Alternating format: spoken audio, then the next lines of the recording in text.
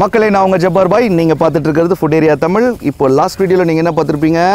Mutton ஒரே தம் பிரியாணி பார்த்துருப்பீங்க, இதே பார்க்கில் தான். ஸோ அது அதுக்கு தொட்டுக்கிறதுக்காக தான் நம்ம இந்த பெப்பர் சிக்கன் செய்கிறோம். இதோடைய செய்முறையே நான் பர்ஃபெக்டாக சொல்லிக் கொடுக்க போகிறேன். அதே நேரத்தில் பார்த்தீங்கன்னா இது நம்மளோட எல்லா ரெஸ்டாரண்ட்லேயும் ஃபேமஸ்ஸு. நம்ம ரெஸ்டாரண்ட் வந்தீங்கன்னா ட்ரை பண்ணுங்கள். வீட்டில் ட்ரை பண்ணுறவங்க வீட்டில் ட்ரை பண்ணுங்கள். இப்போ இதை ரொம்ப சிம்பிளாகவும் ஈஸியாகவும் செய்ய ஆரம்பிச்சிடலாம். ஸோ 1 கிலோ பெப்பர் சிக்கன் கோழி வாஷ் பண்ணி வச்சுருக்கேன், காமிக்கிறேன். அதுக்கு பார்த்தீங்கன்னா நிறைய நம்மளுக்கு மசாலா வேணும் அப்படின்னு நினச்சோன்னா 250 300 கிராம் போடலாம். ட்ரையாக வேணும், மசாலா அதிலே பரட்டிட்டு இருக்கணும் அப்படின்னு நினச்சோன்னா 200 போதும். எனக்கு ட்ரையாக தான் வேணும். ஸோ அதனால் 200 வெங்காயம் போடுறேன். அடுப்பை பற்ற வச்சுக்கலாம். எண்ணெய் 100 கிராம் போதும். பிரியாணி கிடையாது, 1 கிலோ பிரியாணி செஞ்சால் 200 ஊற்றணும்.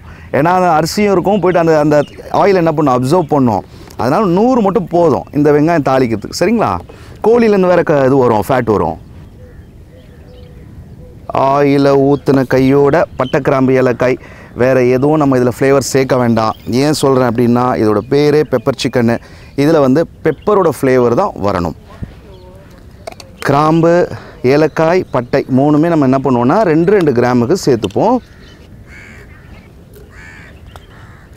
இப்போ இந்த வெங்காயத்தை எந்த அளவுக்கு தாளிக்கணும் அப்படின்னு பார்த்தீங்கன்னா, பிரியாணி மாதிரி கோல்டன் ப்ரௌன் ஆக்கக்கூடாது.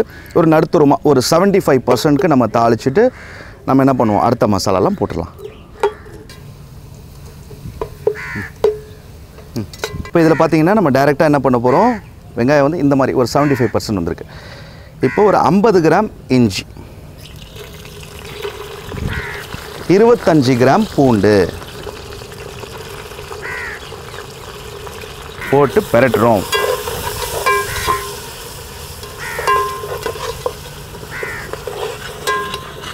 இப்போ அடுத்தது மல்லி பார்த்தீங்கன்னா கொஞ்சம் பிரியாணி 1 கிலோக்கு எவ்வளோ போடுவோமோ அதில் பாதி. இதை பாருங்கள், சும்மா லேசாக மல்லி சேர்க்குறேன்.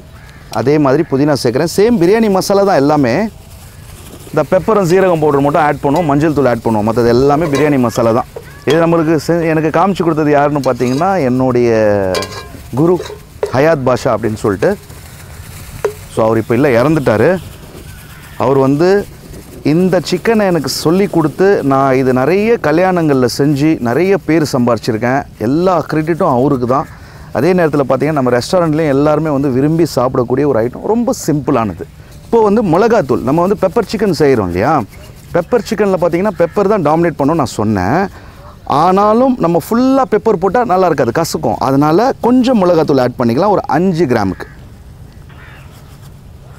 அப்படியே கையோடு நான் என்ன பண்ணுறேன், தயிரும் சேர்த்துறேன். தயிர் பார்த்திங்கன்னா பிரியாணிக்கு 200 ml, பெப்பர் சிக்கனுக்கு 100 ml. அவ்வளோதான், கிண்டிக்கலாம். அடுத்தது பச்சை மிளகா, 2 பச்சை மிளகா போடுவோம் ஃப்ளேவருக்கு. அப்புறம் தக்காளி போட்டுருவோம். ஒரு 150 கிராம் தக்காளி போடுவோம், போதும், நிறைய வேண்டாம், ஏன்னா புளிக்கக்கூடாது. கல்லுப்பு ஒரு டேபிள் ஸ்பூனுக்கு சேருவோம். சால்ட்டு நீங்கள் சேர்த்திங்கன்னா ஒரு 3/4 டேபிள் ஸ்பூனுக்கு போட்டுக்கோங்க, கரெக்டாக இருக்கும். ஃபைனலாக இவருக்கு மஞ்சள் தூள் எவ்வளோ சேர்க்குறோன்னா ஒரு 1/4 டேபிள் ஸ்பூனுக்கு சேர்ப்போம். ஒரு லேசாக கொதி வரட்டும். லேசாக கொதி வந்தோடனே நம்ம சிக்கனை சேர்த்துடலாம். மசாலா கொதி வரும், சிக்கனை நல்லா ட்ரை பண்ணிவிட்டு சேர்ப்போம். தண்ணிலாம் சேர்க்க மாட்டோம். ஒரு ஹை ஃப்ளேம் வைப்போம். நல்லா கொதிச்சதுக்கப்புறம் லோ ஃப்ளேம் வச்சு இதை அப்படியே ஒரு 20 நிமிஷம் விட்டோன்னா சாஃப்டாக இருக்கும். சரியா? பாருங்கள், கொதிக்குது. இப்போ நம்ம சிக்கன் சேர்த்துருவோமா? நல்லா பெரிய பெரிய பீஸாக தான் வச்சுருக்கேன். நீங்கள் யோசிக்கலாம், என்னடா இவ்வளோ பெரிய பீஸாக இருக்குன்னு சொல்லிட்டு. சிக்கன் எவ்வளோ பெருசாக போட்டு 1/2 கோழி போட்டாலும் வெந்துடுங்க. அதுக்கேற்ற மாதிரி நம்ம ஃப்ளேம் கொடுக்கணும், அதுதான். சரிங்களா? ஏன்னா நல்லா பெருசாக இருந்தால் தான் எடுத்து ஒரு துண்டு வச்சாலும் திருப்தியாக சாப்பிட்லாம். நம்ம ரெஸ்டாரண்ட்டில் பார்த்தீங்கன்னா பெப்பர் சிக்கன் 4 பீஸ் வரும். அதே மாதிரி 65 4 பீஸ், நல்ல பெரிய பெரிய பீஸாக வரும்.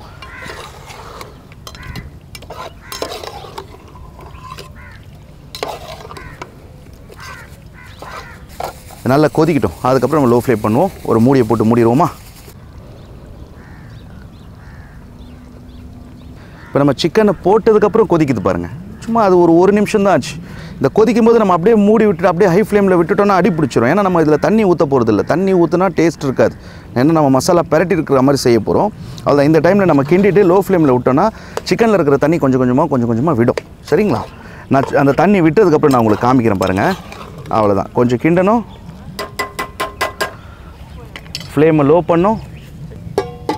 தட்டை மறுபடியும் மூடிட்டோம். அவ்வளோதான். 15 நிமிஷம் கழித்து பார்ப்போம். ஆனால் நீங்கள் ஒரு 5-10 நிமிஷத்துக்கு ஒரு தடவை ஓப்பன் பண்ணி லைட்டாக கிண்டி விட்டு மறுபடியும் மூடிடுங்க. சரிங்களா? நம்ம ஒரு 15லேருந்து 20 நிமிஷம் அப்படியே விட்டோம். நடுவில் நான் ஒரு 2 தடவை ஓப்பன் பண்ணி கிண்டினேன். ஓப்பன் பண்ணுவோம். இது பாருங்கள் கிரேவி தண்ணி எப்படி நிற்கிதுன்னு. ஏன்னா நம்ம கொடுத்த லோ ஃப்ளேம் தான் அதுக்கு காரணம்.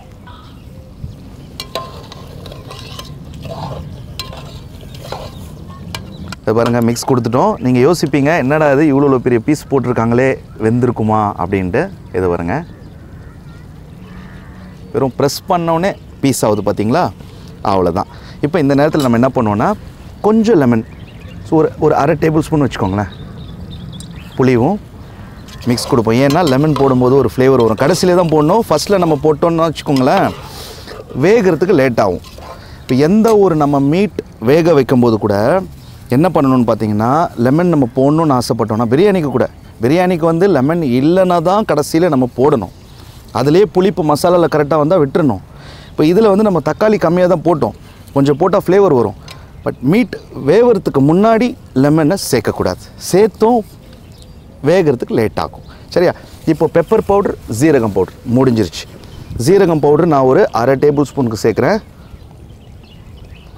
பாருங்கள் சேர்த்துட்டோம். பெப்பர் பவுடர் 1 டேபிள் ஸ்பூனுக்கு சேர்ப்போம். சேர்த்துட்டோமா? எப்படின்னா கறி மேலே போடக்கூடாது, மசாலா மேலே தான் போடணும். கறியை எடுத்து ஓரமாக நகட்டிட்டு நம்ம என்ன பண்ணுவோம்னா இந்த மசாலாலேயே இந்த பெப்பரையும் ஜீரகத்தையும் மிக்ஸ் பண்ணுவோம். நல்லா மிக்ஸ் ஆனதுக்கப்புறம் மசாலாவில் ஒரு சைடு மட்டும் டார்க்காக இருக்குது பார்த்தீங்களா? இப்போ நம்ம மொத்தமாக பெரட்டுவோம். நம்ம கிரேவி ஃபுல்லாகவே ஒரு நல்ல ஒரு கலருக்கு வந்துடும்.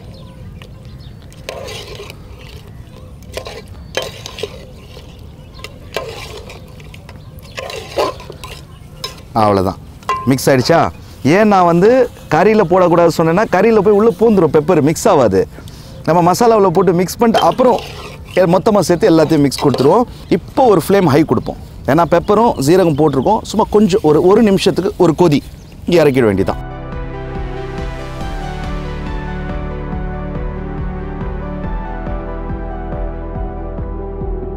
இப்போ நம்ம பெப்பர் சிக்கன் பார்த்திங்கன்னா பிரியாணிக்கு நல்லாயிருக்கும். அதை தவிர்த்து இடியாப்பம், ஆப்பம், தோசை, பரோட்டா, இட்லி எல்லாத்துக்கூடையும் சூப்பராக இருக்கும். நம்ம ரெஸ்டாரண்ட்டில் பார்த்திங்கன்னா எல்லா ரெஸ்டாரண்ட்லேயும் தோசை அவைலபிள் இருக்குது. அண்ட் வந்து பரோட்டா, இடியாப்பம் இதெல்லாமே இருக்குது. இது நீங்கள் வாங்கினீங்கன்னா அது கூட ட்ரை பண்ணுங்கள், ரொம்ப அருமையாக இருக்கும். அடுப்பை அணைச்சிடுவோம். இந்த பெப்பர் சிக்கனை மட்டன் பிரியாணி செஞ்சுருக்கோம், ஃபிஷ் ஃப்ரை பண்ணியிருக்கோம், அதோடு சேர்த்து நம்ம சாப்பிட போகிறோம் குரூப்பாக. ஸோ நீங்களும் உங்கள் வீட்டில் ட்ரை பண்ணிவிட்டு அவுட்புட் எப்படி வந்துன்னு கமெண்ட் பண்ணுங்கள். நம்மளுடைய எந்த ரெஸ்டாரண்ட் போனாலும் சரி பெப்பர் சிக்கன் கிடைக்கும். மறுபடியும் அடுத்த வீடியோவில் சந்திக்கிறேன்.